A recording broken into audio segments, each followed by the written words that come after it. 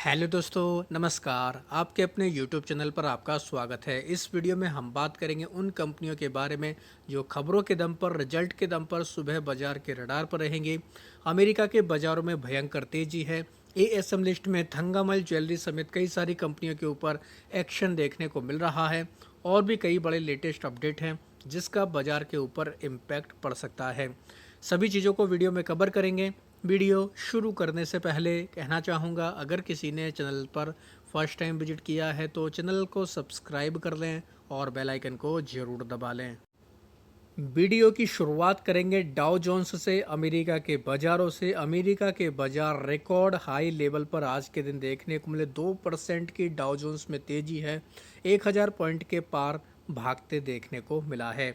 Nasdaq में भी काफ़ी शानदार तेज़ी है। लगभग 2.25% की यहाँ पर भी तेज़ी देखने को मिली है। 700 पॉइंट से ज़्यादा नैस्डैक भी भागा है। दोनों इंडेक्स में काफ़ी तगड़ी हम लोगों को मोमेंटम देखने को मिल रहा है।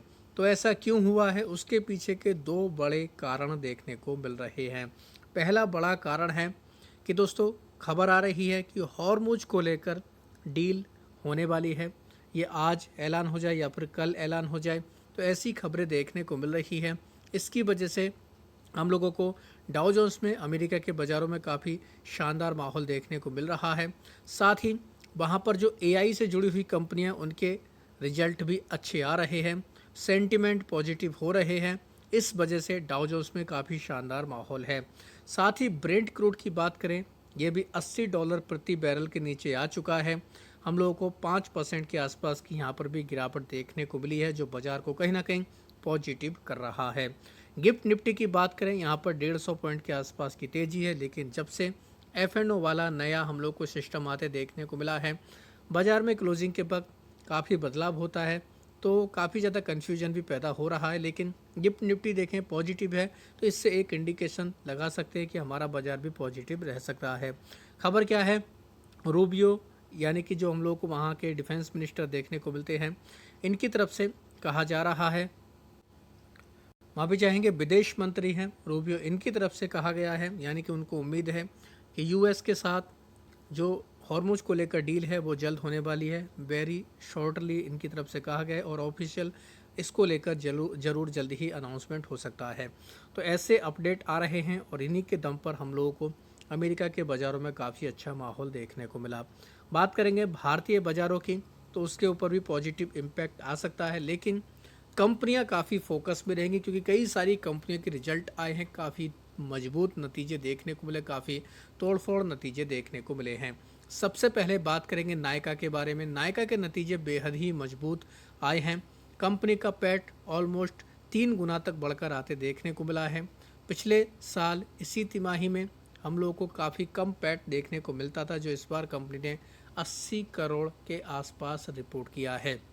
और अगर देखा जाए दोस्तों, रेवेन्यू में भी हम लोग को काफ़ी अच्छी ग्रोथ देखने को मिली। 30% के आसपास रेवेन्यू बढ़ा है। रेवेन्यू 2722 करोड़ रहा।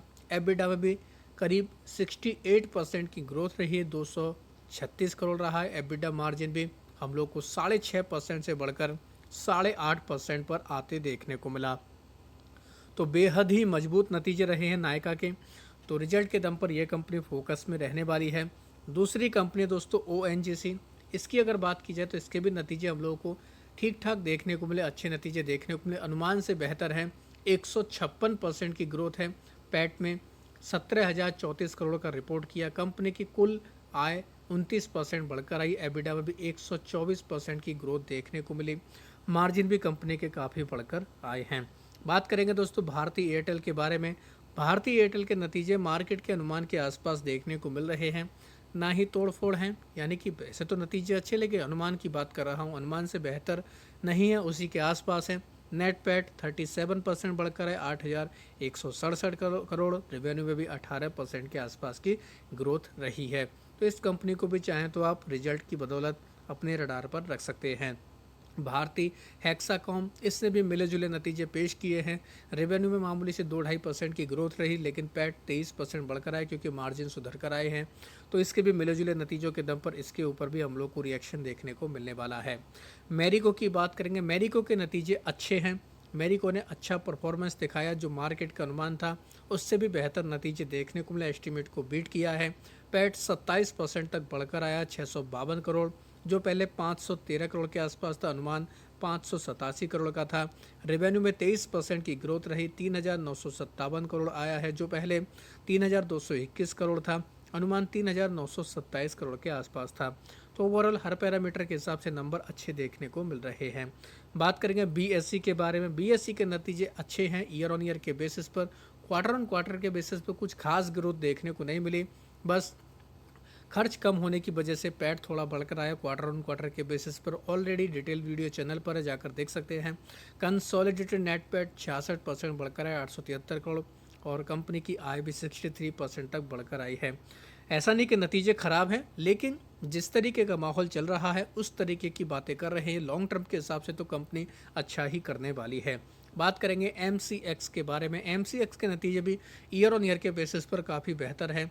413 करोड़ रहा है पैट, जो पहले 203 करोड़ था, डबल हुआ। रेवेन्यू 700 करोड़ के आसपास देखने को मिला है, जिसमें लगभग कह सकते 80% की ग्रोथ रही है। साथ ही कंपनी का मार्जिन थोड़ा सा घट कर आया, जो कहीं ना कहीं एक नेगेटिव पॉइंट है। कैस्ट्रॉल इंडिया की बात करेंगे। इस कंपनी ने भी काफ़ी मजबूत परफॉर्मेंस दिखाया है, जिसके दम पर कह सकते हैं ये कंपनी भी बाजार के रडार पर रह सकती है। 42% बढ़कर आया कंपनी का पैट, जिसमें 347 करोड़ रहा है। रेवेन्यू में भी 25% की ग्रोथ रही, 1871 करोड़। एबिटा 40% तक बढ़कर आया, ₹6.25 का कंपनी ने डिविडेंड का भी ऐलान किया। मार्जिन भी काफ़ी ज़बरदस्त तरीके से देखने को मिले हैं। तो हर पैरामीटर के हिसाब से कैस्ट्रॉल ने भी काफ़ी अच्छा मोमेंटम दिखाया है। बात करेंगे NHPC के बारे में। NHPC के मिले जुले नतीजे रहे हैं, तो इसके ऊपर भी चाहे तो आप नज़र बनाकर चल सकते। 1100 करोड़ का पैट रिपोर्ट किया, जो पहले 1065 करोड़ था, यानी 2-2.5% तक की हम लोगों को ग्रोथ देखने को मिली। टाटा इन्वेस्टमेंट कॉरपोरेशन की बात करेंगे, इसके ऊपर नज़र रख सकते हैं। कंपनी ने पैट रिपोर्ट किया है, जो हम लोग को फिलहाल 164 करोड़ के आसपास देखने को मिला। इसमें अच्छी खासी ग्रोथ देखने को मिली है। कंपनी की आय 170 करोड़ से बढ़कर 209 करोड़ के आसपास देखने को मिली। तो इस कंपनी का नॉर्मली आपको पता है इन्वेस्टमेंट से, डिविडेंड से ही कंपनी का हम लोगों को बिजनेस चलते देखने को मिलता है, इसका वैसा कोई और बिजनेस नहीं है। बात करेंगे ड्रेजिंग कॉरपोरेशन ऑफ इंडिया के बारे में। कंपनी लॉस से प्रॉफिट में आ चुकी है, यानी पिछले साल कंपनी ने लॉस रिपोर्ट किया था, इस बार कंपनी ने 11 करोड़ का शुद्ध पैट रिपोर्ट किया है। हालांकि पिछले साल 23 करोड़ का घाटा था। रेवेन्यू 47% तक बढ़कर आया है, 355 करोड़। एबिटा भी हम लोग को 32% बढ़कर 62 करोड़ के पास में देखने को मिला। आस्क ऑटोमोटिव की बात करेंगे। इस कंपनी के नतीजे हर पैरामीटर के हिसाब से अच्छे हैं, लेकिन मार्जिन थोड़ा सा घट कर आए हैं, जो कहीं ना कहीं एक चिंता की बात है। बाकी ओवरऑल देखा जाए तो कंपनी ने काफ़ी बेहतर परफॉर्मेंस दिखाया है। तो आस्क ऑटोमोटिव ये कंपनी भी रिजल्ट के दम पर बाजार के रडार पर रहेगी। मेट्रोपोलिस हेल्थ केयर की बात करेंगे, इसके नतीजे अच्छे आए हैं, ये कंपनी भी बाजार के फोकस में रहेगी। मार्जिन भी बढ़कर 48.3% रहा। पैट 25% बढ़कर 57 करोड़ के आसपास है। रेवेन्यू में 16% से ज़्यादा की ग्रोथ रही, 450 करोड़ रहा। एबिटा 22% बढ़कर 217 करोड़ के पास में रहा है। बात करेंगे कल्याण ज्वेलर्स के बारे में। कल्याण ज्वेलर्स के नतीजे भी ठीक ठाक हैं, लेकिन मार्जिन घटकर आया है, जो एक चिंता की बात है। ऑलरेडी कंपनी 40-50% पिछले एक महीने में भाग चुकी है, तो ये एक कहीं ना कहीं पॉइंट रहेगा। तो कल्याण ज्वेलर्स के ऊपर इस वजह से आपको फोकस रखना है। रिजल्ट के दम पर शायद से इस कंपनी में गिरावट भी हो सकती है, तो कल्याण ज्वेलर्स को लेकर आपको थोड़ा अलर्ट रहना है। इसके अलावा कल के दिन सबसे ज़्यादा फोकस में रहेगा बैंकिंग सेक्टर, फाइनेंस सेक्टर। क्यों? क्योंकि कल RBI की मॉनेटरी पॉलिसी का आउटकम आएगा। 10 बजे हम लोग को आउटकम आते देखने को मिलेगा, तो बाजार इसकी वजह से भी थोड़ा बहुत वॉलेटाइल रह सकता है, तो इस चीज़ का भी आपको ध्यान रखना है। अब बात करेंगे ASM लिस्ट के बारे में, जिसमें बड़ा बदलाव हुआ है। 8 कंपनियों को शॉर्ट टर्म की लिस्ट में ऐड किया गया, जिनके नाम है A to Z Infra, Choksi Asia, Deep Polymer, Him Technoforge, Manoj Ceramics, Thangamayil Jewellery, Transpek Industry और उजास एनर्जी का नाम है। 10 कंपनी बाहर भी निकली, जिनमें Arihant Foundation, BR Goyal Infra, Blue Stone Jewellery and Lifestyle, E2E Network, GSCM Technology, Mitshi India, Purple Web Infocom. इनके अलावा RSD Finance, Lotus Developer and Reality और टेक्नो ग्रीन सोल्यूशन, इनको बाहर निकाला गया है।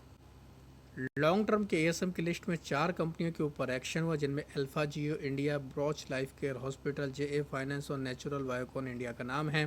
साथ ही 20 कंपनियों के सर्किट बदले, जिनमें जम्बू बैग का 10%, वेस्ट एग्रोलाइफ, नेचुरल बायोकॉम इंडिया, आरती सर्फ, आदि शक्ति लोहा एंड इस्पात, इंडो थाई सिक्योरिटी, इनके सर्किट 10-10% हुए हैं। कटी पतंग, लाइफ स्टाइल, डेका मीका, इनके 5-5% सर्किट हुए हैं। त्रिवेणी इंजीनियरिंग का 20%, टीवी विज़न का 5% और जो बाकी कंपनियां सबके सर्किट 2% देखने को मिल रहे हैं। तो इन कंपनियों के ऊपर चाहें तो आप नज़र बनाकर चल सकते हैं, उसके अकॉर्डिंग अपनी रणनीति बना सकते हैं। वीडियो अगर आपको पसंद आया है तो चैनल को सब्सक्राइब कर लें और बेल आइकन को ज़रूर दबा लें।